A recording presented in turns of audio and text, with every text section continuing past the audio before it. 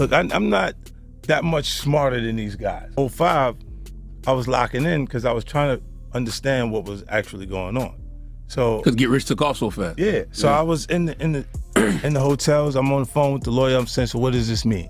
Because the terms in the actual contracts are written within legal terms that I don't understand everything that's there. And I went through everything until I can know enough to use my gut instincts on how I want to do the deal.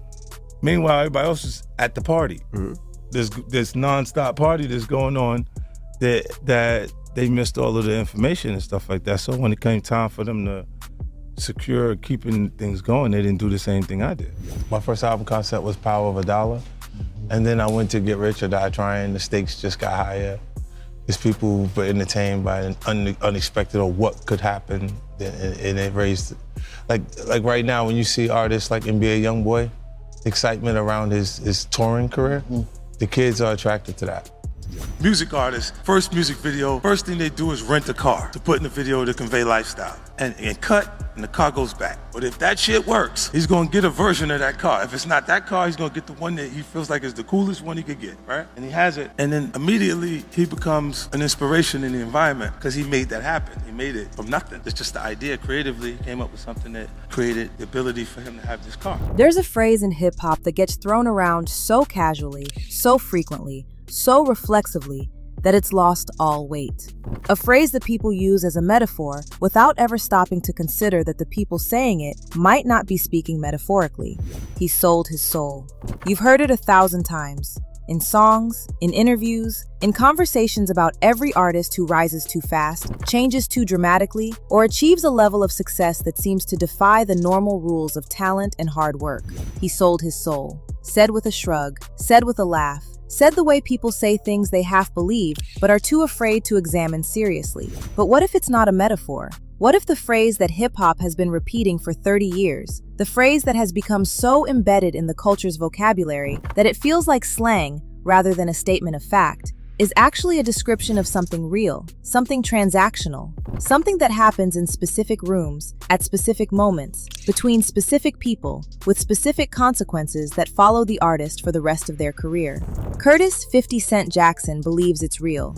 Not metaphorically real, not symbolically real, real. In the way that a contract is real, in the way that a handshake is real, in the way that a transaction between two parties, one offering success and the other offering something they don't fully understand the value of, is real. And 50 isn't just making general claims, he's naming names. He's pointing to specific artists, T.I., NBA, Youngboy, and others, and describing, with the specificity that only an insider can provide, the exact process by which these artists went from talented young men with dreams to something different, something owned, something that performs the role of an independent artist while being anything but independent. 50 calls it selling your soul, but what he describes isn't a mystical ritual in a candlelit room. It's worse. It's a system, a machine, a process so normalized, so embedded in the business of making music that the artists going through it don't even recognize what's happening until the transaction is complete and the receipt has been filed in a drawer they'll never be able to open.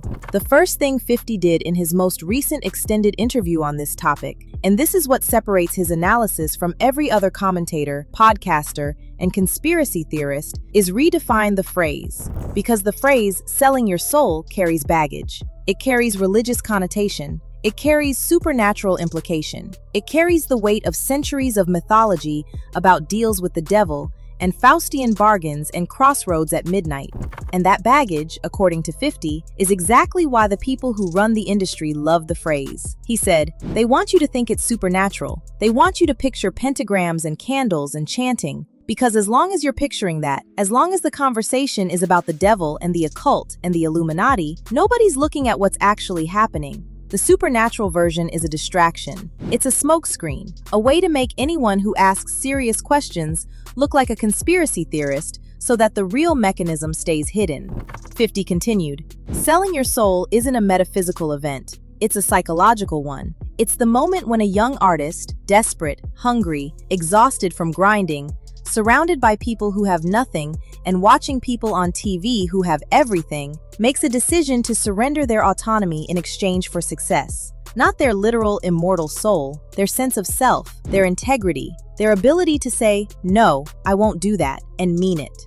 He said, "The soul, in industry terms, is your independence, your ability to make your own choices, your willingness to walk away from the table if the terms don't feel right, your internal compass that tells you, this is wrong. I don't care how much money is attached to it. That's your soul. And selling it means letting someone else override that compass, permanently, in exchange for the thing you want most in the world."